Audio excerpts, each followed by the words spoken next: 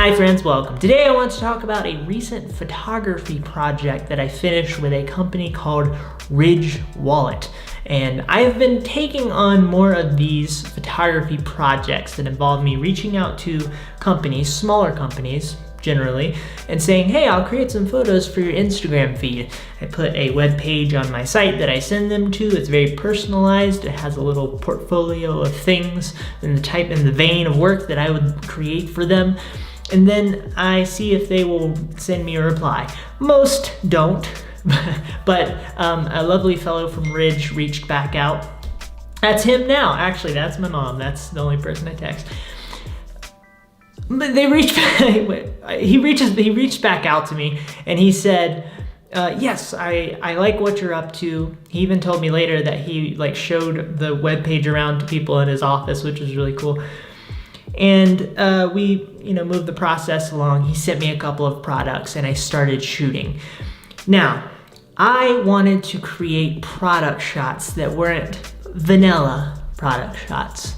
I'm a strawberry kind of guy. So I just sent 25 photos over that were wallets on top of strawberries. And I haven't gotten a reply back yet. So I think I did not make the right decision there. I kid. So I started to go out into the canyons near where I live. And this is what I do for all of these projects. It generally involves me leaving the house and going outdoors. And there are a lot of places around here and people around here to photograph. Adventurous types, outdoorsy types, climbers, cyclists, skiers, and I'll get to that in a moment. One of the ski resorts actually had their opening day in the last couple of days of this project for me. So I did take some general product shots that are a bit more generic, but I wanted to make sure they were thought out and well done. So I took one at the Great Salt Lake, for example. I also did one where I was holding it and at the airport, and I had the plane fly over as it was landing. And I held it up and got the tower on the left side and the plane on the right side. And I think that one turned out well. It took a lot of patience to pull that one off.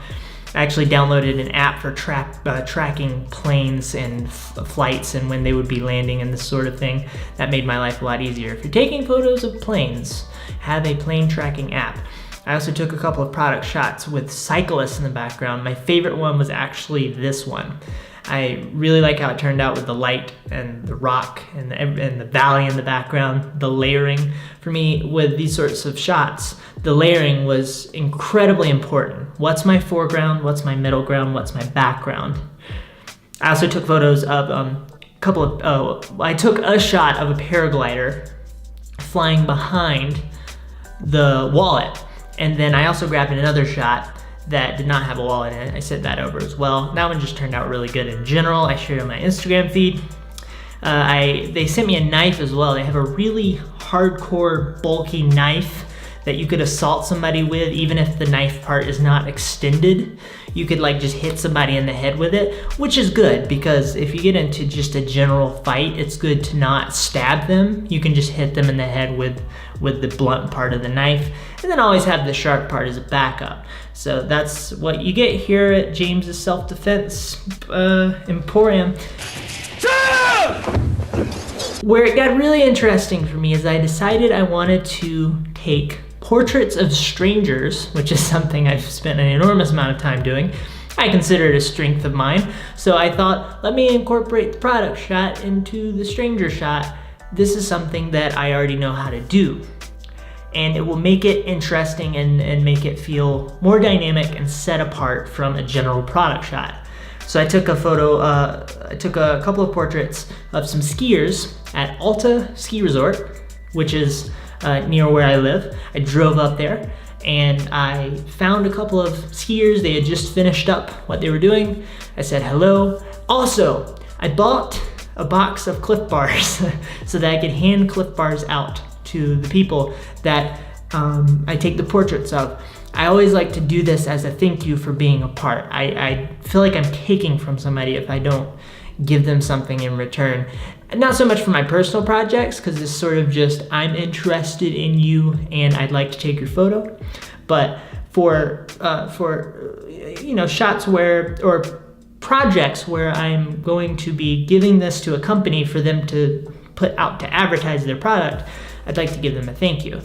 If I work with a protein bar company, which is the first companies I worked with were protein bar companies, that was easy because I just got them to send me some protein bars, handed them out. Well, the Ridge Wallet does not also make protein bars, and I tried to eat one of the wallets and I got a blockage, had to go to the hospital. So I thought, that's not a good way to say thank you. So I bought some Clif Bars. And so this is one of the shots I got. This one turned out really good, I think. And once again, layering, figuring out how the background works. But of course, having an interesting subject. I love his skis, worked out really nicely. Also, this girl was with him, got her too. And then I decided I would go to capture some climbers holding the thing, and I found them climbing, as climbers do. And this guy had the idea, well, both of them had the idea that one of them would be climbing in the background while I take a photo of the person in the foreground. It's like, that's a great idea. I think that a lot of my best photo ideas come externally, so be able to incorporate things from the external world into what you're up to. It's a good lesson to learn. So it worked out pretty good. I think it turned out to be a fun shot. Then, I think the most interesting part of the shoot came on the last couple of days. One day, I found a snowboarding event at Brighton Ski Snowboard Resort. There was a bunch of people jumping off of things and grinding rails, doing triple Indy McFlea hoppers.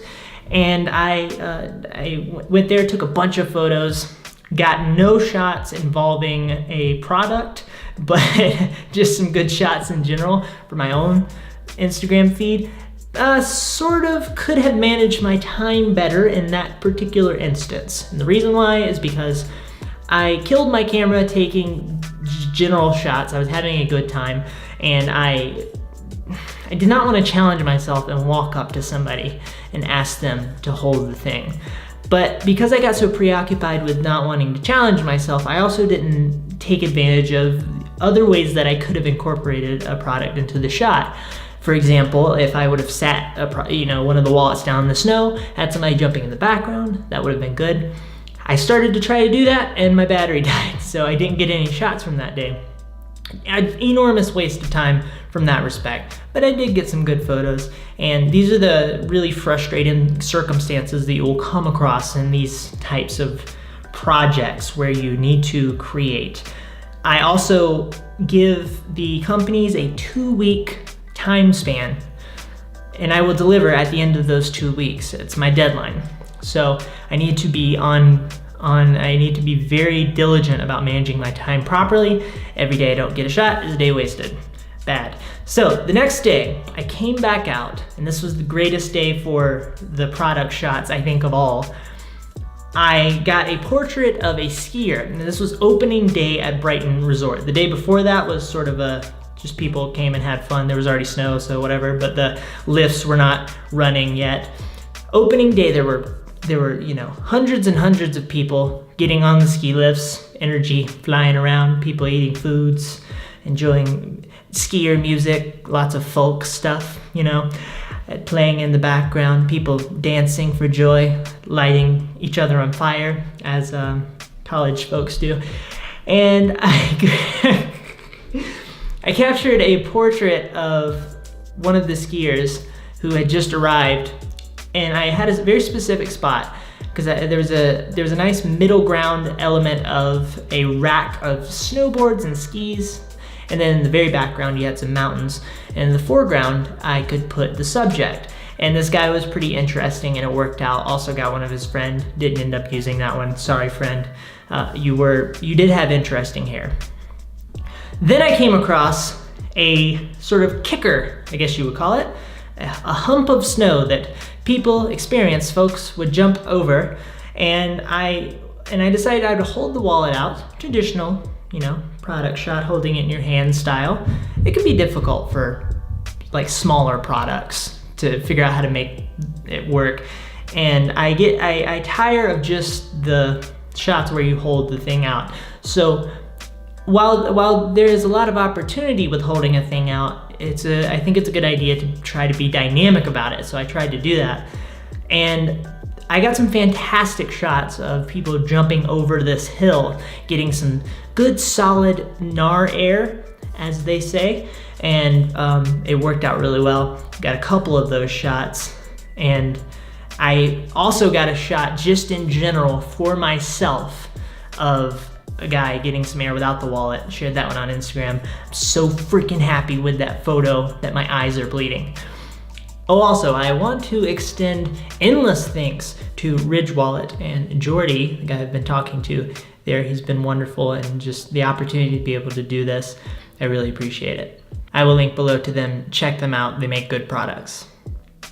Okay, to wrap this up, I want to talk about a couple of principles that were helpful to me on this project.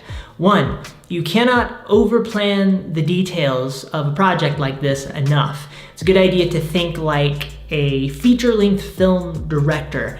This project was 2 weeks long, and I needed to delegate my time properly. I needed to be very concise about what I was up to so that I did not waste time unnecessarily. I had a shot list, and the shot list was refined as the days went on. I also was noodling in my brain consistently about how I could make things work better, and a lot of creative thought, which is one of the most enjoyable parts of it for me. Another thing was having adequate foodage, snackage, and lunchage. I am someone who likes food. I'm one of those. And I had granola with me when I was out. These shoots would overlap lunchtime most of the time. So I brought a sandwich and a Tupperware container, gluten-free bread. And I did not go out to eat so that we saved money, budget, and then I did not have to come back here to eat, which saved gas and allowed me to keep shooting. That was good. Another thing is that I experienced in an interesting way the principle of being willing to be present and ready to challenge yourself. That when you step out of the door, you need to be prepared to deal with hard things. If you don't do this, what can happen is you will shy away from the challenges. You'll take the easy road. And on the last day, I finally decided I'm going to be ready to take on whatever I need to take on. So when people were walking towards me that I wanted to take a portrait of, I can make excuses in my head or reasons why the photos, why I don't need to challenge myself, push myself to take their photo. And they're not all bad reasons. The weird part is it can be deceptive. You sort of have to sort through all of that in your head. It's not simple. It's not stupid reasons. It's the person is genuinely maybe not interesting enough to be in the photo that you want. So you have to make a decision. You have to make continual decisions that are tough. But if you approach it from the place of being willing to give yourself an adrenaline rush, get yourself out of your comfort zone, a state of mind, right? That can be super helpful for making your projects turn out better. And the bigger the challenge, the bigger the reward. You'll end up in the end feeling fantastic. Every time I really challenged myself on this project, when I got done, I felt so good, you know. Chemicals, happiness chemicals flying around in my brain. So that's it for this one. I would love to hear your thoughts. Maybe you've worked on a similar type of project. Okay, bye.